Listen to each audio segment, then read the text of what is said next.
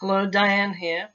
Have you ever wondered if there is a promised land and why aren't we in it yet? Well, I've been having a look at that within myself, and I've seen that when I was 13, my parents lost their land and it threw me out into exile for the next 50 years. And I've lived here, lived there, lived here, lived there, lived here, lived there. But then 50 years is a Jubilee year, and Jubilee means that you are coming back into a promise and you'll be restored. So I did a research on why we've been in exile for such a long time, and because we've been crossing a desert place within ourselves, and we've had to learn the Word of God, be healed, and be set free within our own land, and this is our own land. And then we can come into the promise of the fulfillment of Christ in us, fully alive. So that is the promise, that Christ will be in us, fully alive. So, it was the Sabbath that sabotaged us. Um, every 7 years, we're supposed to rest this land, and every 6 days on the seventh, we're supposed to rest. And it seems to me that people have formalized that and said, let's go to church on Sunday, and that'll do, and that let's call that our Sabbath day.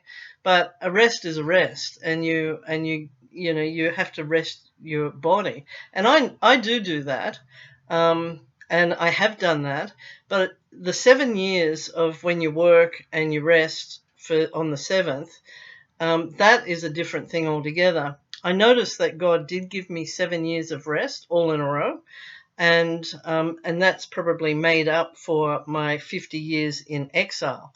And so we need to assess ourselves and say, well, where are we up to in this salvation story?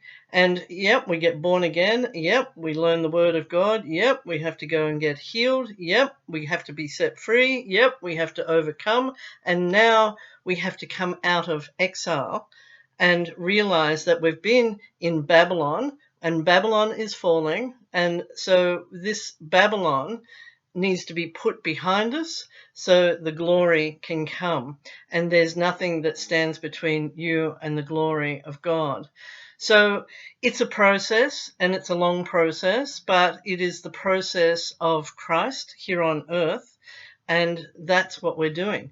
We tend to live life in those years, and life looks different, but we always have to lift our mind to a higher realm all the time and saying, well, why are we doing this 50 years or 70 years or whatever it is, and let's get to the end of that process, because it is another process within this salvation story. And he says, go forth and work out your salvation with fear and trembling.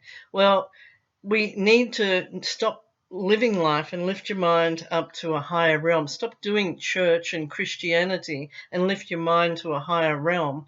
That we are, the church talks at the organized church, I'll call it the organized church.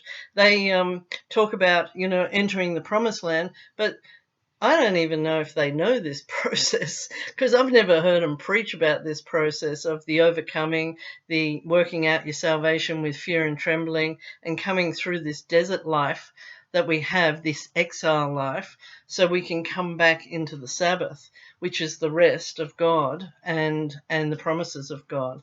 So I think that is, probably one of the most important messages that I have after 50 years of journeying through a desert place and living on the rivers of Australia by myself, and just moving and learning what I have learned. And it's a big awakening to know that this process is just a process to come back into the full rest of God, so his glory can be seen upon the earth.